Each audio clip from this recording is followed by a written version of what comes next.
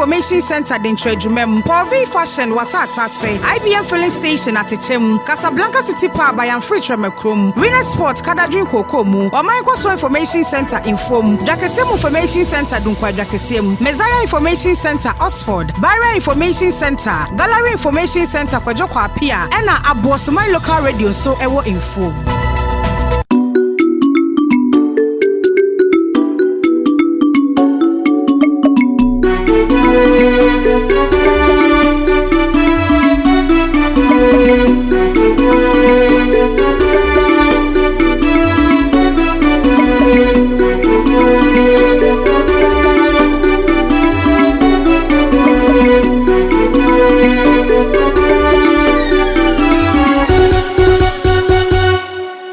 Mama bibia adwo ba de ntwoma radio de okroba ko chipo enkono nanum pemu kase bo na edrusu ye de no nsia na abo na nsem a edi akotene wo mai ganna mu de dika ne de editie amma chesensem twefo akwakokotiri edi egu aye digita ayiso e mai de so mse digita kase bo na wasugusu e na mo nsem no de obeti ebinese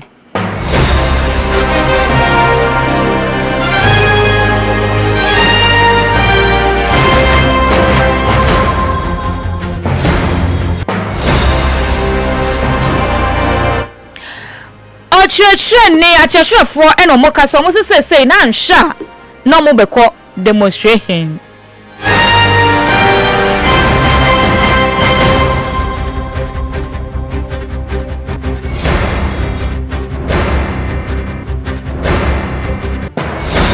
yabako efutu wo mu kyerem kyese assembly no wo mo modern nipa ya ho ne de enya de ya Italy nti wan hwe ebeyi nipa bi edi nsa be transfer wo mo kwasi minti meja na wunti no eja na bia hunti no me no kasei ya buru obi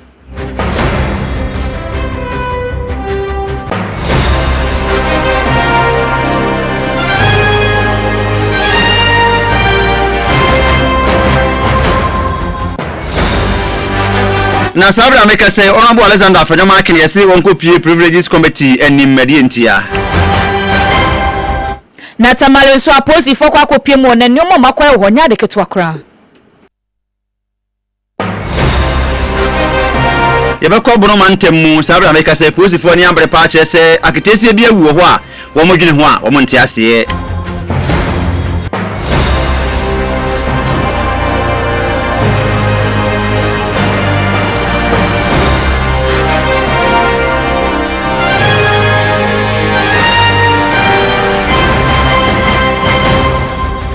abucha wori nsma ho do bi aka ho ne rebra wo se no num pa mu kase ebo e wo de nchema radio 91.9 software de matenase waye krado e wo ha sei na waye krado no wo mo so aye fan sam na topic ndoso pa ntia ma yenko Dwene pa information center de PCM KPK Dr. Momo information center de chedwumam adumbi epo information center present ya say some say erade kasabaria and that's all information center de chenkotim so Richie of Richie Barbering Saloon inform ma route jakesiem wait and get enterprise jakesiem azemman emisakrom information center no ono so butu emisakrom ai kuto ewo atechem oneke lord ene di nhwani mu lando fashion wo bracho wo no wo the Chamine Listeners Teachers Association of Boys almost wo boys omo teacher for nkabonku ena cheso mo tie the Chamine de biada na flash phones so ewo mfom abafo tinfidie no Facebook no yetemu live software da madawo mode yakọ ene kokọ ba kututum kwa ba kwa ye be kan nsem ya mawo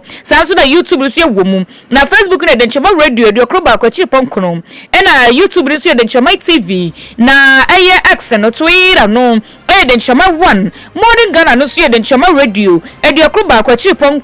website no so no ensema yakaviti anapa ene de akoso my Ghana mu nyina ya bomode atwe no potokasema e de gogo ya website no kwa obenye bia kenkan na ma wo mfi say TikTok no so ye dem black app no udo message ne ba ye bekenkan no kama so amawo pa ma na yeye amawo pa akenkan fo nyumre ye ohene ejekum tabono mene mamme amma aduwa ensam no enchiremuni Hi everyone, my name is the ever beautiful Adratana, and I just can't stop listening to the Chairman Radio 91.9 FM. Don't touch it.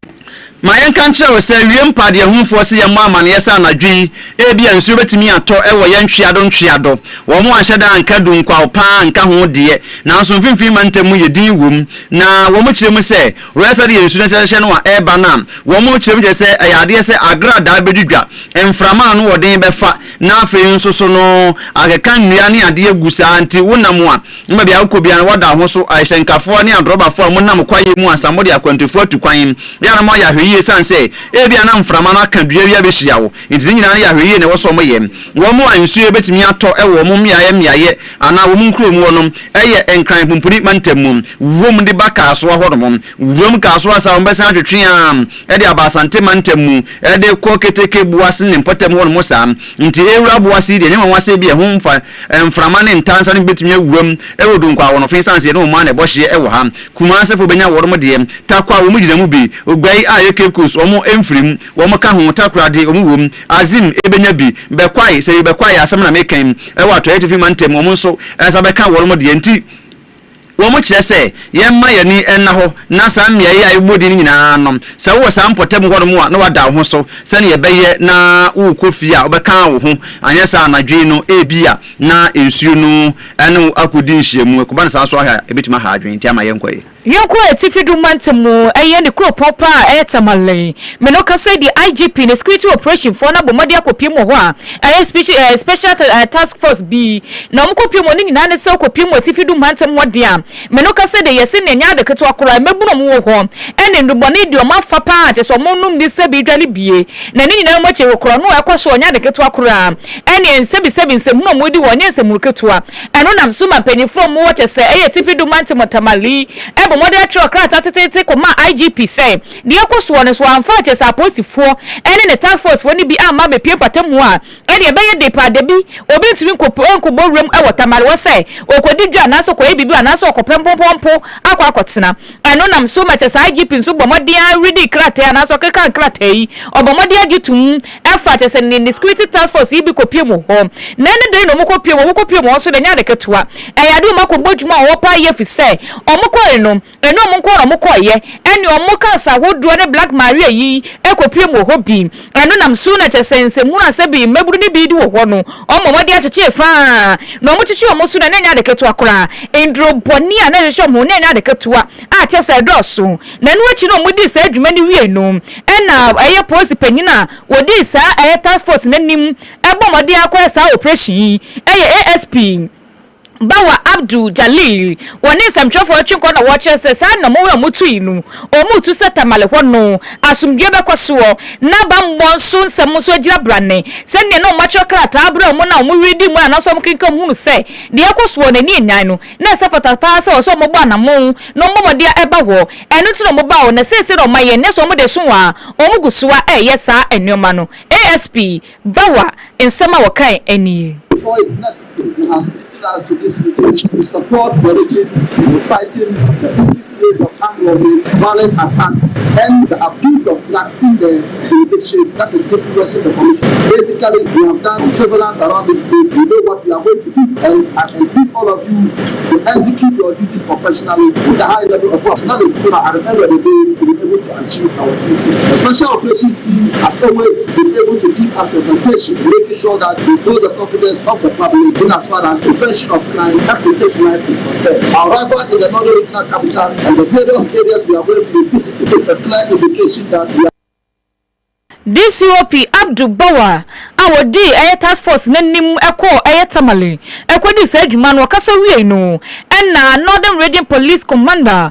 DCOP Wisdom Lafo enso ne nsamtwafo twinko na oche se adwuma ne member na kwakobɔ tamale krom ho no yade ne ni agipa ye no no de osusu se no nimpa se wogidie se yade adwumadi omodi omekoso aye natumi aboa amasumdwe akoso ewo tamale ene etifidu mantem ho You are here for only 2 weeks. In fact, I want you that by the time that you finish the 2 weeks, okay, a lot of things will change. Yes, so I want to show you that in the 2 weeks that you will be here, people will call me and say, oh, Commander, now the system is clean. The whole area is okay. Evidence-based, that's it. Yeah, so I want to support your commander, okay? Yes, sir. Give him all the morale, all the support, all the instructions. Comply with it. I don't want to hear that you are going to isolate yourself, you are going to make any shooting incident, or you are going to maim somebody, and then it will going to be another issue. All the robbery and the rest, the gun, selling of guns, holding of the pistol, and so many things.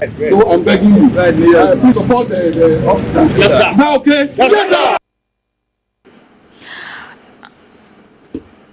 Any ayakoti DCOP wisdom la for one no ko piem watifidu mantemo e posi fo nyina epanini yada so a ewo saa police fo nsem no emu yemfra tifidu mantemo ne yesa de ye ba na afo ha na ne yengwemu ho ne mfa so woni yensi bono na yeduru bono mantemo ho mo a ne nyina ne yese agedesia bia wanya mfinhia no aduasa ne din ne Esther David na Esther David no wakoware ya abrante e friend Abraham de kabihu ye nanka odini Abraham ana yakobon hwe odini was de be fra Abraham nanka wase wo ya dodo agya ntinka wo de wo be wo saa nanka ja Ghana nyina ne chese wiasa man so wodi akopie ho se Abraham wo ya wo ba ye de we de yimite ya enso wo ba na ya bro anya agro timidi Esther shewon mu hye ne yemu wi awasa kanatim ho adan awasa mame ne wonda ene ade e friend se aware anke hu yem aya enjoyment no Esther de endurance en wonam ya so how ne amane atete na Esther so person ka oyisu phone wode phone de djuma aka na wi ase etidie wo be ya business wo ton awiesu wo ton abongo anase bia canvas kama kaya ba hikura no a eya phone ya wo be fro se bia opebini card na de anti Esther se phone na obe yusu wo yusu Abraham 70 ase ma wo yusu phone ni ade na obi onye mfinje aduasa de nka wo de phone edi djuma anka ye bra ne sei ene nkwa ngere ngete kura bi na wo no pedimu Abraham se de bi da wa bra no ampa ade ne kakra boa me yusu no boa ye ntokwa ene Abraham sa aka ne tim ho bro ni ade wie mu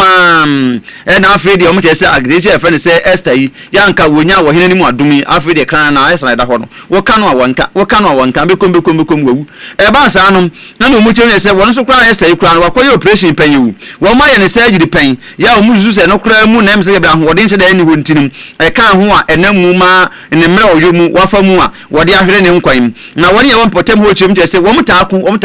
wo mu ya wafo bi antokwa de empa mu ntem da wo mu didi na ye nkwan mo no guso ya ye so mu taakun pa ene ye na ambra ma kan Esther tim ho wo mu ina so din wo bible bono bi ya na ja ma da se ya mo ho ata aba wo ene se we de bro we de ekobro no so a wafuma hwere ne nkwante ma posifo ni abre pa ya omo ya asem mu ehwehwe mu na wo mu hwese emra betimi ni Abraham na disan se kwanya wo fa so a wotimi bu Esther David mani free mu wono wo mo chese anye kwampa so na eno no mle betu ya mo chese kwambia so no mbehwe na atente ni aye adwuma chese wo ne obere matia ensese sebe mprado asa wodo fa sa ateti ma de we ade ado ya se de hoho abo nipa omo bro papa na ka de ena ka papa ti ya no wose do na no ne ebusa se de pa potinti na nam so a papa ya chese e fe na na so no nyafo kwa medum omo ko buru ni enu nsema ya me na ye hu de e pa che na hu de gofo keka na mum onim nyafo kwa medum na nkasa aba homa no so yenko ti onu anu masem de nam so a ya buru na nka woti ya no wonse do yi onim nyafo kwa me mo adu obaden choma radio so mpo cho mu ni ameje so na sense ya de ho ye oh ya na adum sisi ade ya me adum ho ye pa oh ya da nyame na ase na onim nyafo kwa me eba na sei na woje buro sei o ya mo dai aburo ne de emu ya yum na sumoko nim maka ba ne se me ya sembe man wo ataka electrilia na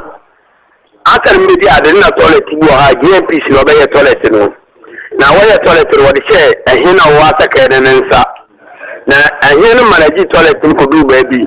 na ne nsa apa nti toilet ne sei nti be wan ya ase na mbe asembe man no na toilet ni suwa wa sei nti be be na ma afo no wo complain de mo de na me toilet ni nti yema abo ndam no so mu bo etirko MC ho ya che wo ba no misika na dia ye toilet no aye de Enkusiaga wa first kana mam nti oku MP so ama miska na naka da dam no tidia ama fu we baby go toilet ndi momo de nda me toilet ni nti madam ko yo bo she 1 billion na me de toilet no ile we share ya inde yeto ko bi ya na me be ya no na da bu ku no ho bla na na assembly man ejitum na ede toilet education wo no na no yi ko fa watia toilet anu nti wajiji skana nipa ko de manu so ye na ni nimpa ti busu so na obeyan konte da tu busu ne skana mba ina metaga me tension hon nti ko no tera ga na oti anu no onu ya to tiwu park mana na no akoto ne de nti oba na so ne market amba no to ne ya de guwo na ne so to ne de oruko na nkotokum eina ko chere nsa ne de ko anfie na ya ka asam na se be ndan na o cha to o pecho de de baby de secondary school nti no bendam no ko na woda na maniska na so riska na se ya pade elim kwa seba no mi ji aba na de wala olim practice say no ye no apato na me ka say wo ba back to toilet wo ti o wala na ga na abade boy na ji score come man ma o so be account no boy no diska na so diska we nya na no one be nti se ma ko do ni mu yom kakra nti gudura na ndi sifuru so ba mo de o toilet no wa ba na ba nti wo pede wo be ya ndi si coordinator o wa saka ha o friend coordinator be dia ko bela minimum no ba menchen na mo so toilet ndo panchi chi ndi onko na ho nti mene ka no so ko e se wa nko mo ha no be de mu kejer wo entry wo na ya ko no dam toilet na ka no ko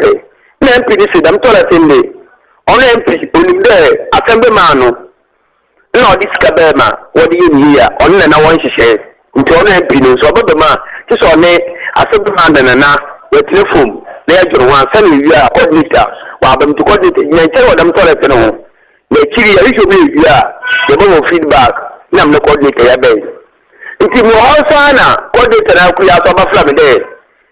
wale na ka assembly na ni mun ka se na yofuna na jijiske buwo na ka atro wona maka de dam no ti de aman wo feske di amana na because me to mo what on medan de me mungu ate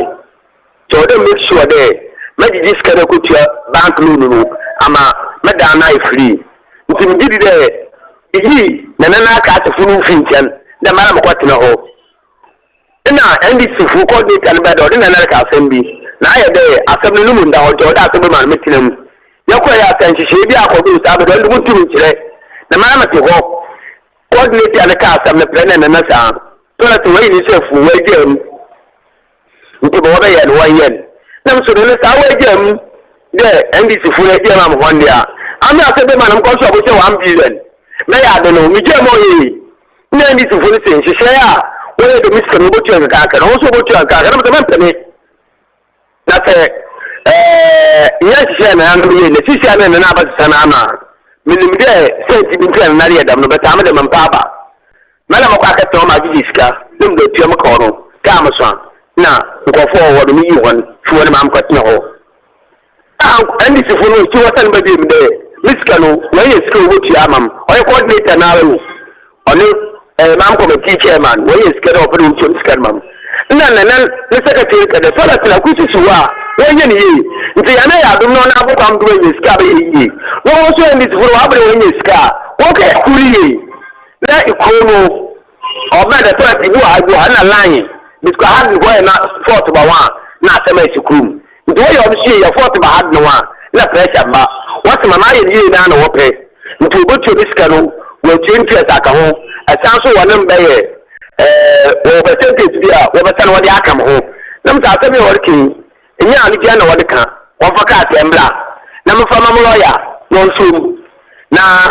ya ho ka tere ya sansa na matam guna wo me tawari ya no wan fa fela na milim pa me na no twe na ya ka dama wo ka de ayoda na pati su ko ko baba ayoda su ko ko twa wana obi wamba na muso asebe ma no mindiri wa saka enko awen de ka ho nti mo bana mo le mo ko hen de na mi shia coordinator na ne do no anfi abu na nim no so leka na wada badam so na ho na me wa fa mo hendo so nti mo ko ma bamba wo fa ko pe bi jere na na maba meje oya na pa be 18 mu nti be la go ko no bu the commander Washington police commander Efrano from na amafranu no so ndi se fu bi report be only now from the way team side of story nam so abi amenya no ka ka mu nti maba boko ya commander we letter the question NDC coordinator na wa saka no the letter kama ne tola TBC ha ami assemblyman which wusi committee on one na wa ba power no we did it one into the letter the question police station there 1st of January or 2026 afia be yan mi man park me me toilet wo mo ko di alma bo no wodi tu le ma abakaw wo botu amam na point of correction toilet na aba meje no na wa se no aba na la ye no ya hatre me beje na me ya 12 ka ho mo oye 18 di 12 ndo ma biska na ma de ye na me cheche commander da no so atamene to no dem bi sifo no wo be siam ni ya telefone na kan nti minima asema commander ni andi sifo ne kai e bi na andi sifo from there na pa wale mbebe bi ko ban mini program no minim na ko fu be ya bi na ba sa o kare wal ba na way more than 12 na se da na do mi di ma ku mi bi so na amane won twan na mo fe bi ni mo kamo ho ya fe mo be wa sa ta fine ne wo bo twa mi sika na amam na wo tia interest no na wa san so amam share wo ade mu because ma akwa koden ma toilet na ba ku ma ya de na me say ya an je na de baka won fa papa na mbla nyona mda won do so ti bi so won fa mbla bi se pupu yo so won yim ba bi se am ye yim ba to aje da na me so pata so ya da ma ta ma so mo boko meju nti nam no ti dia won ko won fa papa ni ba bi aka bi am no won baka dan wo ma ti da wo so won wo ko to toilet ni so wo tuma obi ara de no ni ba ba ko to toilet ni me ti na atum nti o wona wa amgo wo fra ya me tell obi also le de wa ti da ma me say match wona aguma da me de won kum ti da abotena won kum ye funi fo o ko ba bia na mo so le de ya me tell bi abu fi ana te bokum ya no na ndi se funa ususo mu de ya me tell bi ni ko aka me de be na wona ni puyi ndi se funa aka na ba biem na de ya Friday adeche Saturday ahomache be 4:30 na program na wo no o from the ndi se funa de ko fa ba dan wona obaji diska coordinator no da no nti coordinator bi akono na wa organize dom no wo be na mini ho nti wo se maba won kan tem de sisi am diska biem o wa na oba manage ade no na me se awad no ko di dam ja male ba ko ko ya onu su wo wa ka do bro me yifuse me fofo na me si afutu onu ogwo mo papa wo de maka yi nya cheche mo kona ko du police se gudu mutum kasa esi me ya mano kace wanci anu mampu na wace akoko inda da ko mu lawyer mo se ko funu min mo wanda ya man fa maka ta yanko ya sama sam ciya won na kun ciya ya min ma ci hukumu no o fantu on ne jema o di afra mi o ona bo we kafra wase memu kafra ona bo Mami. Me say kafra why? What's me dey more ya kafra pa. Kafra. And then I say toilet no ho na mo ko wo dia we say me dia meje ne ho bro a ye de bro wo. Ono bro na offices. Obo bro ma ma chenye me si afa o tentim na double bro toilet ti wo ko na bro a cho na de be cho obo offices no. Le be dia ko na ni tim no wo kuma to toilet mu ho. Oh, kafra nti si ona bo ne kura. Ne kura ide. Police follow atamiti akira Saturday 2 weeks akwa funa ba police station da nyawa na oburo me police ku bisa wadanti maka sai wo ga ba dota wo susu do bi abom na di ma mawu ko fokoro no na ma ta fa ma da to fa wo jira ho atamisi ada to fo so da ya ndisi funu wo mu bi na ko nya ndisi fo ko ndisi fu kem na ndisi fu bu shishem wa pa ko me da sinin so ama akwa ko to police station mo ka sei wanchi anu mabuku na waache akokoba uki ya me ya doma ma pa man ka tin na ramre ko da mo lawyer na de wona akokot oni ni jema ya meje mo toilet na aburu na wa aburu mo no wa so ka ba meti apelu gwa so de ku mu ko nu no so ma je competition antena abuji ya ba asa kai ha oni ne amani ya wadi aframi Yet one abo. Yo, yet one abo. That's a person said that would do and crata come on lawyer idiot. Any I heard the back was here. Why? The back was here be a afro. Why? But Medasi. Cafras or shed day in your shade. You. Oh, she said, and I don't move. You, man, one part, and so. You. You. I was when we have 4 kwame doom artists or Wasakai and Peswa so or Cosintim. I have some member toilet to who I am media magic and this is for some bed was a member prince or say or so Bekuni there a Abuatan chess or what or Mekundis or what mobile on the sano. Well, Umbukunde Abuatan. I love that word. Abuatan. As Umbukun is Abuati. Obviously, so many of mine now, Umbukun is Abuatia. Ah, Obefi. Hey, GH. Yan try some small way. Na Nyamia Yadoma, NPP are buying no wa buying one. Ba be you are meeting na one bomb modern pa any doctor like Mamudu Bawumia. We were a guitar mine and one of their bottom was for him so Ghana so pedicata and Omutu Abatiano. And who are holding the bini. And I just want a quarter baby din and Yabra was Seba. Na brand one Ghana man penada excellency and na Abdanko Kufato. It is one a fame pimioneer you never call me and crowd mode. Phone be by Yana a tablet. Come pa oh ne come. Yane na kama pa school ahoro no kwa kra bi na nya bi ene kwa adwene ho ayentia na so mo aka na nya bi nso be nde Ghana asem akopem e ma de so mo nya bi no mo je se nkura ntimi fanya de bone bi asan se atechefo no betimi ahwe won wa befo kwan so a dwumadi bi alobedi bia wo behu se bia meti amre tablet e kan news wa hayi na bia ba na ka bia ama e kan news na me de hwe enema bia ense fata na me de ye ne ma ehu hia nka be se bi kura no a Mickey Darling ana masa siji no wo hye nde mo kura so still no wahu de me de ye bia ntina ahodaso wo so pa afei said na ekoda sori na asemba ya de honorable Haruna Idrusu ya wo ye so afo hwe enwumasu ansem so e kan se tablet na aban na ande ba ye no enkwan nyame ya adom wo mu de sua de pa se ukwa wo mu tibi esua pono hu niema ani abakọ no star ya hodo ebi ye mam table ebi nso ye kitchen ebi ye bathhouse ebi ye Ghana flag ena banche da ho ebo Pentecost Roman Methodist ni nyina ya style so unima ya sha na menche wai ni nyina ya style ankra bi sua pono jai yani yesi phone ba ko na mo de ye pia shem but kiyo ha sa ene jese tijani ani abra wo cha de no na ankra no so atelenku wo mo hweti de nanim pa so ma sumpa de nya de master ne kire nyina ekom wo mo de hwe pono entubo ko no na kwabrane o friends on so nyina ha won so da e ma ne de se wo mo de ya na e so kura wuhu e hye no ho antinu adukuro munsuo na je se ne wo mo de asore sa na me ma ne de o ka se kwabrane so na wote wo no hwe wanim e san so be sore na ye se chenda de fidie id kankane abojak timnanim posi mighty power etimo poti ya ye se prononkwa e no mo de hwe dura nwumere no mo ko prep ade aka de na ade Haruna ansem o kan ni so kan no bro for it. Ghana is going digital with its free senior high school initiative. I inherited a contract worth about $337 million,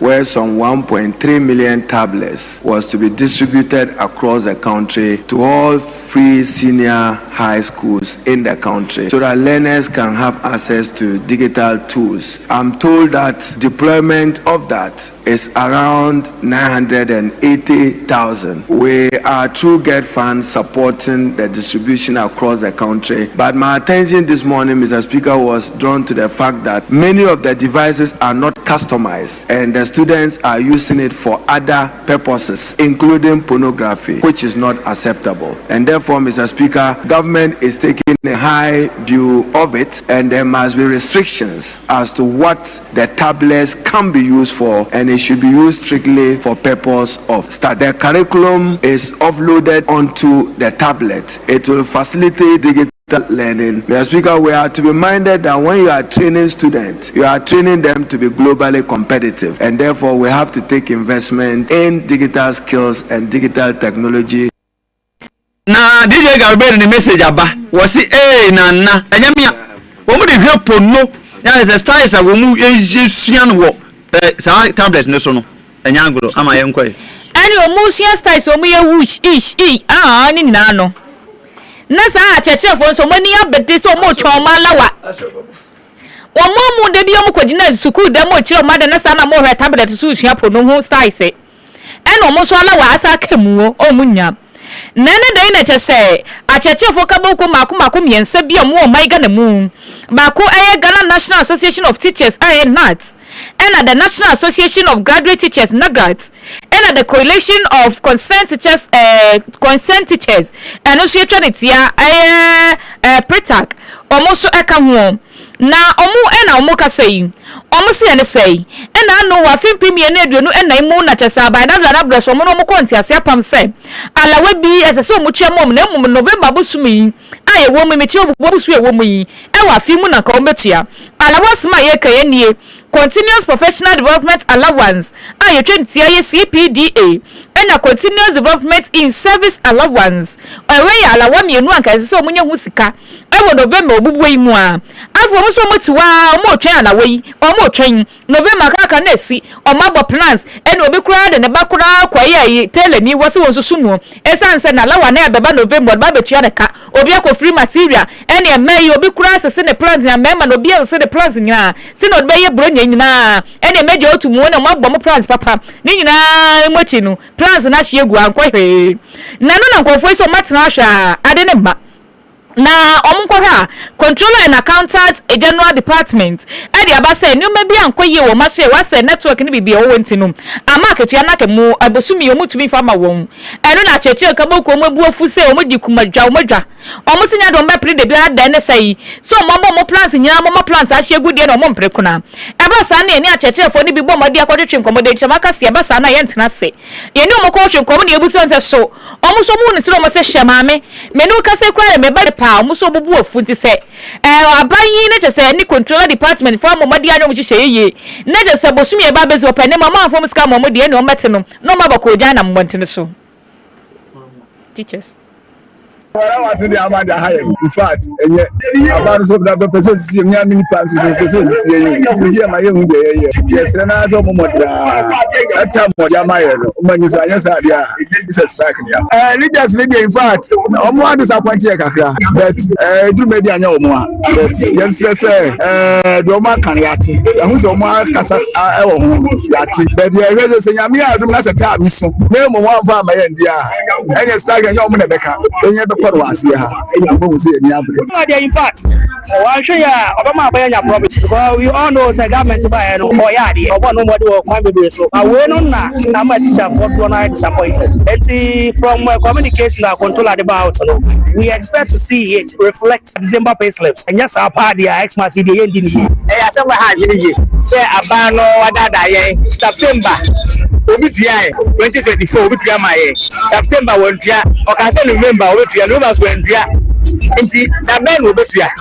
so you say on tia ma nya we say on tia say obi tia dia o mo say obi tia next month send ya tete from mo no and just added the Ababa labor front yes for failing to pay such an allowance. Most teachers have planned that they are going to use the money for their Christmas. Unfortunately, the government didn't pay, so it's very, very unfortunate. So my feeling to the government to do well to honor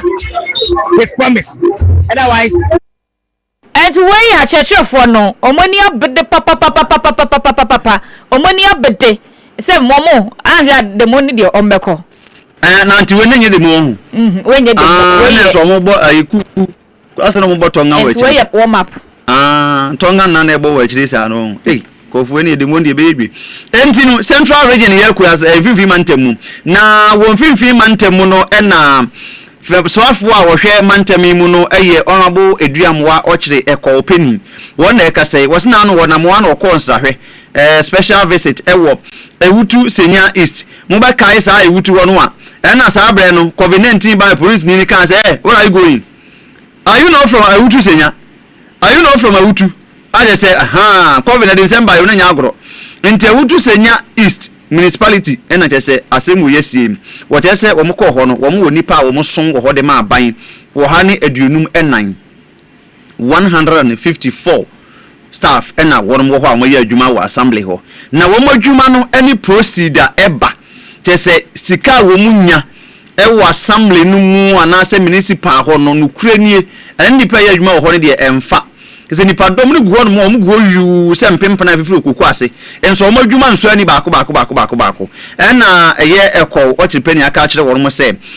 mensia ban crash na ho no wo ma na be se da pen mienu won fanye hwehwemu na ni na fom pa de na adwuma nso ani bia na yen transfer no nko ba bia nipa ni sua no nko bo adwuma den ho nye san so yin ni firi ho san se san nipa dom ni ntimi megu mensin ni mu na mo nya adwuma na mo modem bo nso ani ade o ba ni ye chese mo over chese poor performance na wo mo ye no ho na se enkwa animu kura ya se nka mutimi mobilize IGF Jessica internally generated fund I was a munyano or muntimi nya e wo ho eno ntina ma wo kan sa ensemi but more here the south strengths I can see 154 do you have that number in the regional coordinating council? I don't think so, and I think for your strength many of you are not working because then you always have somebody in the office who will take care of your back when you are not there. We are also aware that some have virtually decided to run shifts when government want to end the shift system at the schools. The assemblies are reintroducing them, and Kaswa is an exception. There are those who come to work and they work like nature. They come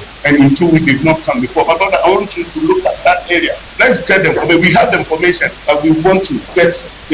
somebody so that we'll be able to handle that matter. You have to come to work. If you leave, you leave. Come to work because it cannot be because of Kaswa reposting whatever they call it into places like this. Be careful. Let's first and foremost, and I believe that should be the procedure. Identify the strength of that department before you send in anybody. Don't just send people there to go and waste the spaces and waste state resources. There are places where your services are needed, and so it cannot be as usual that it is because that's what we've been doing. For that reason, in next 2 weeks, we are having a program that will track the activities of the various departments to ensure whether or not your numbers justify your output. So the heads of department put it down. We are going to do that. We are the Any awoti ye no ye honorable eko ochiripenyin no wo kire se wo mo da pem yinu wo mo fa hwe na wo madwuma no enko animu Abusuani ekopiem mashibedwefie ne dei mashibedwafo kwa setena mokwa woni oma mienu na baako a omoka ho asem eye pandai eye chese sita chese senu eho akoba semi na numnyamfo eye abansuma na Kingsford Baben ebomode akasa woni sim na wo chese watete paze nkofo kase onumnyamfo eye Matthew eye nyindam asese oye mashibedwani wo pandai pesuaso no wonye mashibedwani ne sem nyina ba wo sembra chese onumnyamfo dafia mapo embra papa ibo modi asoro ma shebedwe fie ndrata so wakasa no so de nadwenche bia ba wo budget akomobo sika makenkan no ena watia papa se wamu oye iwa furu mu so saka wo wonum ba kwa agorei na hwa na mbɔ nimro ma wo na anaso na mbɔ ba ne ma na ba wonum enti bo modi atena se eba sa no enura afenyo market crop o ye dom kuma no ba no de ne bufu ipa ye se da bi enti se ne kwase nipa no kasa ase na fi se papa no ka no makaso makoto aba ne foforo aba ne entu wie eni ehu obi odi nkunu akoye ma shebedwe ni wo ho enti se ne yentu aba ne wie de settle oguso ai ma shebedwe ni wo ho eno na yewura agban eba omodian ne de okotena sa asem ne so akan woni sem na wo kye se ewom seta male high court aka sa aba no omobeto no foforo na omumamo adeduan sabia na se 30 days bi na omobomodian ahwehwe ma hunu se omobobo mo no mawakoto aba no na sa bere na mu su na kye se adom kuma no bomodian petabiri asemi ekoye appeal of court wono enti no court of appeal no yade asem ne koda ho eda ho no mugu so abobo hu no so munka wie ya untumi nkasa nipa no wonye mahyebedwani enti wose kopim se opene mabusu e ba besim ne dedi kan na ebeba ne de papa eya na se woni nyafo Matthew anyidam oguso e mahyebedwani ti mo biada a mahyebedwefio no nkasa papa no enye mahyebedwani wo ho. Filing of a stay application may yet introduce an additional layer that may prevent changes to the member status within the meaning of Article 97 and 99 of the Constitution. The House's attention is also brought to Article 105 of the 1992 Constitution, which provides that a person who sits or votes in Parliament, and I quote, knowing or having reasonable grounds for knowing, unquote, that he is not entitled to do so commits an offense. It is crucial to emphasize that Article 105 is penal in nature. Should the member know that he ought not to be in the chamber and he participates in the activities in the chamber. Honorable members, it's therefore too much premature to say that the Honorable Matthew Nyindam is disqualified from entering and participating in the proceedings of the House, because this period still falls within the 7 days mandatory stay of execution of the order. Honorable members, this is not a declaratory order, it is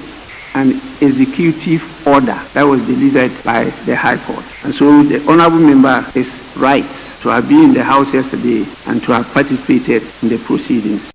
Openyina yekoti ni kai Speaker of Parliament onimnya for Urban Bagbin. Na no nsiye na wochire mu kire se Honorable Alexander Afenyo Markin ya woye dom kuma no ba no dani no na no wada no dom dodo no ba no dani hasna ya ga be kan no ahye fie se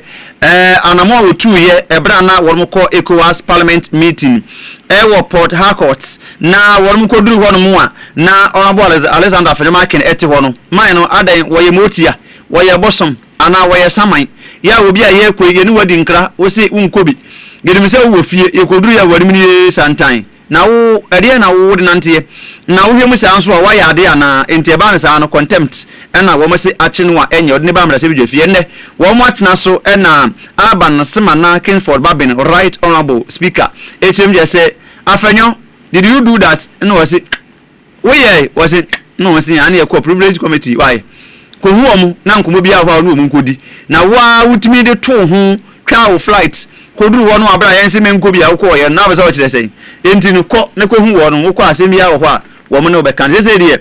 Honorable Alexander Afenyo Markin o ma referring to the privileges committee obekwa akoyi nsem ano. Having reviewed the complaint, the standing order and the governing principle, I am satisfied that the matter raised prima facie implicates the dignity and institutional integrity of this House. Pursuant to Order 34.1, I therefore refer the complaint lodged by the Honourable Member for Boku Central and a majority leader to the Committee on Privileges and Immunities for examining, inquiry, investigation and report to the House. The committee is directed to 1. Ascertain the relevant facts giving rise to the complaint, including the actions taken by the House and by the Honourable Member concerned. Honourable Member.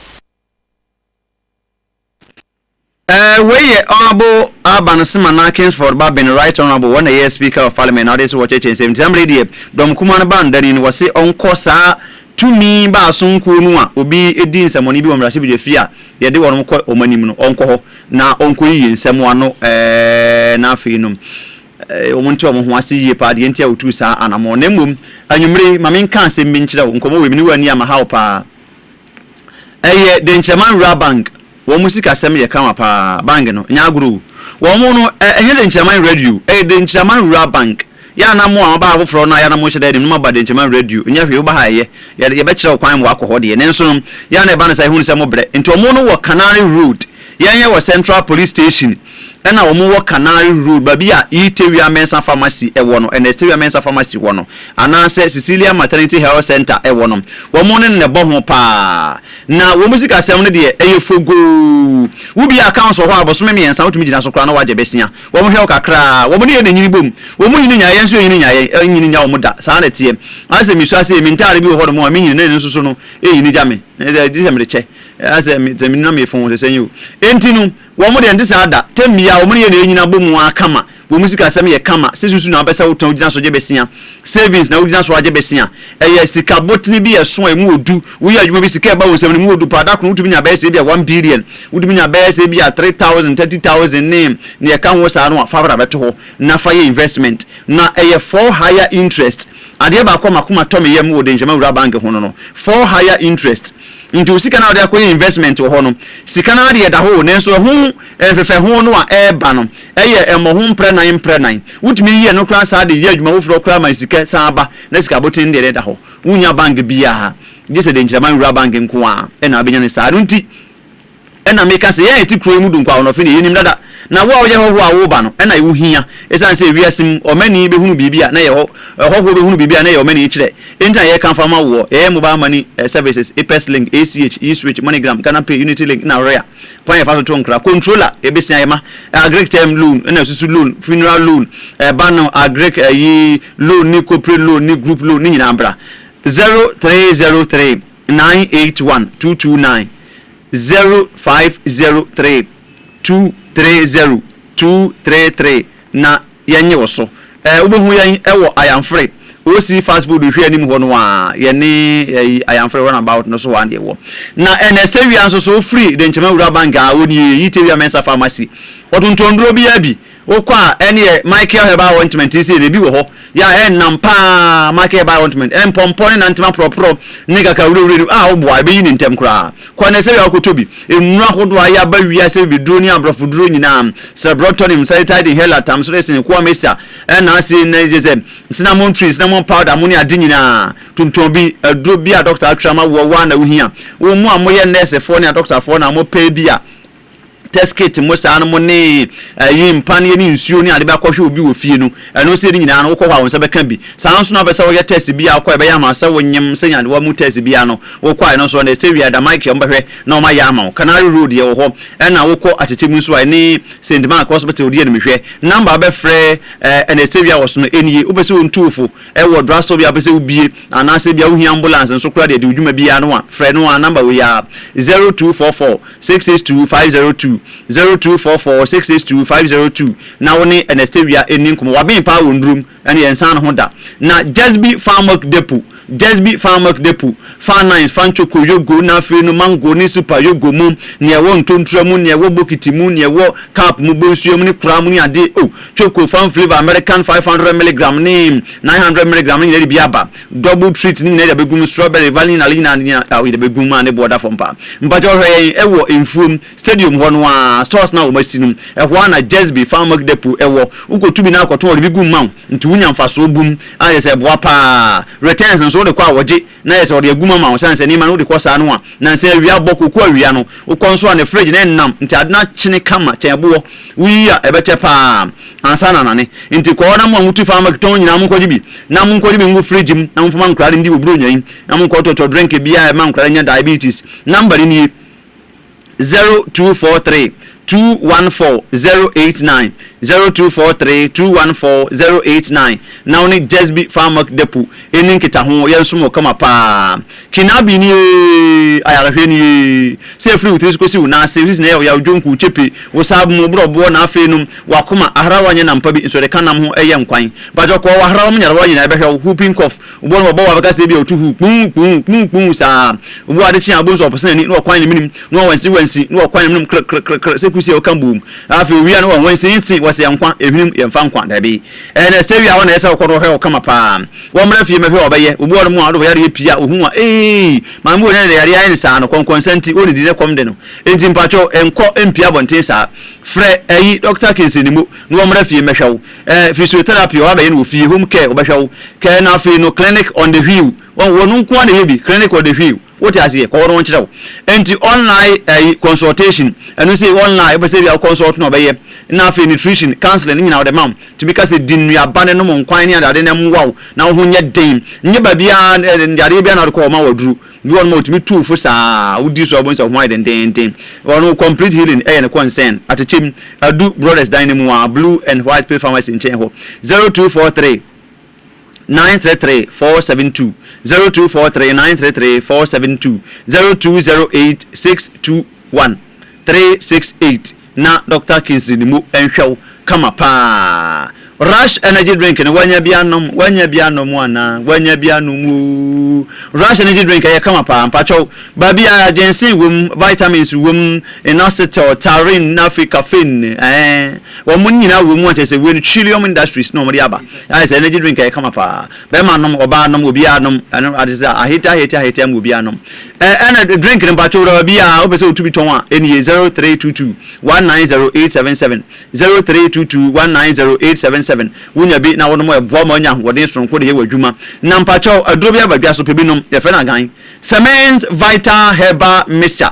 and Capsules Semens Vital Herbal Mixture and Capsules wunya bi no mo a oba wo chen ayi Cecilia wunim Cecilia ye fe no gorilla da ko zu aya no wo ho ne ho odin pa wonum bia wutumi ye amemman elemen skoki movement wo ba no kunkunsi ya wo chen la pupu na wo na wo ba no ye kwakwata tuntum e ba ne sa na wutumi di agoro pa ma ho ba ade chen so nya ho odin bum e de ko ye adwuma pharmacy anom ye capsules na fe wo ma wo ye oba wo nom berema nom e bia na wo no nkwamwa e na e wo fom pa oba ye ni wudi agoro se na obesi ay wa shi eno no bua ma be ma no so ahodin ba de mu ene yesa na wutimi oba bi ehye se nika anase chan fan bet entinu bombode no nya be no na mwa pa obo na ye be ma ade be sa bo so wo buntwe e wo mpa no so wo so akoa ne kotodwe na bo no bo sa se kokoro dia wada no obo sa pre na mabre be ma de menye sa edwa na dwa oda hakra na odi kakra oda hakra na odi kakra eboa pa menye wiki sa na nye bohu ne nampa so esa hu ahyi papa ya bisa ma no ya ma oba se ne na wanti manya ne hwe ade a chine kwa se bra memfa mo wa mbo aso odi sabe woni entimi se wa nam vita no me se mes vita eba me se and capsules na ade a chia ne afro daddy what you say Wuntu bin toya mpacho fre 0244 718 557 ena 0241 604 702 na ejibi ena sewia mensa woton bi itewia wanya bi dia se wonyem bia bi ena Nathaniel Boache Chemist wonyem bi Dunkwa Traders Cooperative nchen hono a credit union hono ena Dr. Pasho Herba dia so ntom ye ben JCT hono a mpacho fre na ejibi ne kutubi hono ton na mwa pa wai na eye kama pa ni aka achiri ye man wi na ebi chebi ne chesia ayi ya fo wa ne ayi ne jolly no ama se ba ku bi ho fabra ne ye hwere ye nwura mu entertainment awo ya fe ne pa grant fuyi won wa ho ayenkwa you yet also ewo nsem dia ne ekopiem ewo eye krampa krom na ehwo no eye awoya lithium ehun sisemu ya na yese kwaso ofifiri mantemu na yebeka ya ba na breso sa eye awoya lithium asima yekan royalty rate no ekọ 10% anase wo nchemu du na ba we ba so no mo so mo hwe nnuoma mu no ayade nature se me no commission ho mra no embobra na chese company na o mo no na mo sue no mo kwanti ase apam no kra se wo hwe dwaman so ase nnuoma akofo mu tiri so mo ka so buguso a the 10% ni yejuma be ha omu ye pa eno nam so na aban ya bomode a konti ase pa me no ka se omu chemu num eno mode atoso no ye royalty eye rate eno kwa aban ne chen eno nam so na mpatem mofo na bubuafu pa ye eno mu chire ma we ne emu akora na woni pa ba ko ne ka sai no twetwefo panyine ma wahene a wo krampa krom eye Charles Pagrant ene mtesem trofo twin competitive ni de chama radio eno na watch se side we no mo ye na mo omu chemu num sai was 5% ne de pa eno my Ghana benye free ntia ka beye mpenifo no monkwamra biem. Very bad about it because as we are directly being affected, we should have been informed beforehand so that at least we can have some jojo about it within even our communities. But all of a sudden, you are called, you are told this is what is going to happen. So bring out your suggestion. How do we give our suggestion to what we have not been given information before? So actually, we feel very bad about it. It looks as if they want us to come out with something that we are not prepared for, so that they can just get us on, on our wrong foot. Not that I know about. Government has not given us anything on this, except what I'm hearing. Oni po wakasa ye twehwefo panyi ma ohene a wo aye krampa krom aye Charles Pagrant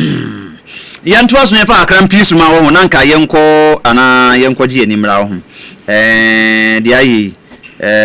mame hwe ade nanka yenko nko ji animra na ye na ye ho yenko ji animra ye na ye ho ko ji animra na dia ye ne die se ani die no ho ai wo me ho yenko ji animra sisia anyway Nigeria Kasi, Nature Man Entertainment, and a tire tree. Ebusia yemfa enije kasebo entwaso emana we free AS Gloria Safo no ye actress ewo my Ghana mu hia we ensem o de koi emra ne tfm fo ne twetwem komo na ne nsem nyina ne se wo so hwe Ghana movie industry ni mu a enuma bi koso a awrahu ye pa wo setete no mu a no mutwa sene no ewo my Ghana mu no se producers ahodo na yu omo ama a cheso omo mfo omo biem wo so kopie mo Nigeria na salata mem so entesa wo se so mu twa movie pa obo so mo manyini penifo na mo twetwa movie se twem no san kofo ko mo fo mo pa ye ene omu twa movie ma chese bibia ekoso na so ba ye maimu ye o my Ghana san kofo ne empo mo kurani mahye ena aba fofo ya ne afo mo ade omu twa movie na nso mpono ensanke ye fo mo so po mo twa movie ni bi pen no mo ma ho mdiem no mo so po mo nim die sa no ebetumi abo ma movie industry ni so akonanim owie na watch say ene nyina po nkontinda no omo mo twa se ne pe no mo ofie no bu ha na wo na ho mdie obu won so pa no wanini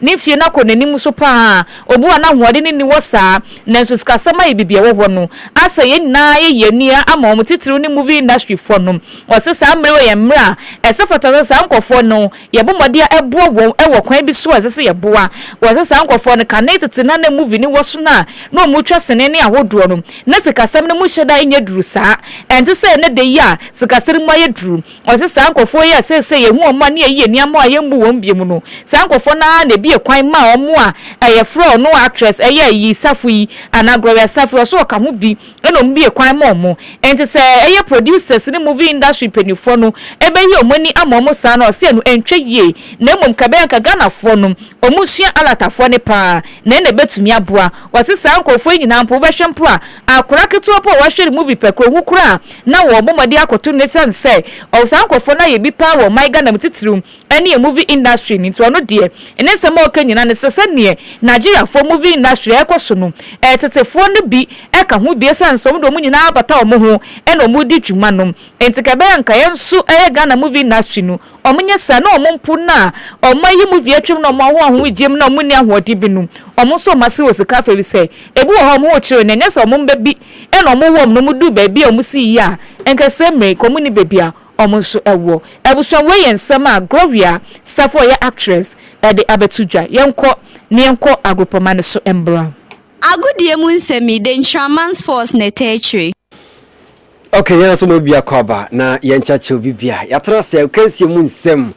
na yaboaboa no a yede ebesum yetiefo muti de nchaman radio 91.9 famous yaw genius enie na meshase de ama meshase former Ghana Black Star player efeno Daniel Opare otene nkache sane guso obobo sisi ya no onye 35 years sisi ya ente ba ne se wa retire ntisi ya wase odebunubutu no akwa edem 35 years enti eno na minkopium e Heart of Folk the Continental Club Master sisi ante ba ne se omonya partner with Edmond Tech company vacho sajmoku omuso bo Heart of Folk na omodigital presence no etimi akosho papa on Facebook TikTok ni we no omuso mabeboa na bibia nso etimi kama edi amon papa onim se na MTN Africa matches eguso ekoso na yae diem tumentu dominance no matter fi ama 11 wonders a my favorite club yi tetimi 11 wonders omoye wonders no omawa be se tumentu full time no 2-2 penalty shootout and 11 wonders winning by 4-2 enti eno so ntisi ya tumentu dominance efimu ewo the MTN FA Cup na medisi ni de Ghana yate asem da yate nyina ne se odum se Afcon Ghana ya nkobi enti menum yiri nyina yebehwe bu TV so na de ba ne se Afcon no omuguso papa ho ntoma enti sia no so wekono London makoye London Afcon Diaspora Tour enti eno eye CAF nhye ya omo ediba na nhye omo de ba nyina ni gise wa Ghana yate ne se omo hwehwe mu Africa nyina omo bonom ejijiji ani no omo se 28 November what nyame bo echina na London Diaspora Tour no ebekoso na omo di odumodu black a ofri Nigeria na eko na afei Stone Boy One God Beam Nation Beam inti Beam fo nyina ni omati asem de ne se Afcon Diaspora Tour omo kobo no e wo London no eye Stone Boy ono ene ko ntina na sa Stone Boy Stone God Hear me now. No, say you know my mind dey far. Me I no be your neighbor. Check your level and stay far. On one. Sani one no one Odumudu black on. We know I. Any omumi no aso na ekono. Sa o. Ube DJ. Oh, na sa me media me adwuma ne de. Hey. Ahonhom de ma me de bia o. Oh, correct one. Enti eno 28 October. Eno November, which is nyamebo echina. Nyamebo echina. Na show no. Ekoso. Sa. Na Afcon no start time ya. Afcon no de a later part of this year. And almost started. But one thing is say Ghana yankubi. Omo koto e London. Kafuino. Omo koto London. The tono and omo di stone boy. And Odumudu black and eko. Nti omo kojo mani pa. E ho nya de keto. Okay. So Matthias ya. Nti ha de education mu nsam no be see. You hope for go so e bo bare mbre nti emfa ho nsam entumi emfa mba hya me bo e channel pa. Dosu Serafin ya famous ni famous. Yeah, Juniors. AK Charafim and Salafim. Yeah, call. We seem to demand so many other who. I mean, I come to media about. Entino, Uncle me yourself. Ama. Don't quite. Mary. Say, you're not a near we. Now, TikTok, no one say. You have see any young quite. TikTok, no, Senka, a software them Nankaja. What deep message in my so I said, we in any my Wafa message software them. I know. Is it software them? Is a mission that yet you know me pet. My name is a broken heart. Me a friend pro back maybe I never be better than broken heart. When you're be. I want pipe on Tiano Mujo. I want to say my aunt. When you suffer pipe, no Bukesa, or bomb pipe, but heart. About us them and Bacarano, what it be? And you may know, Mammy, Ama, Adua, any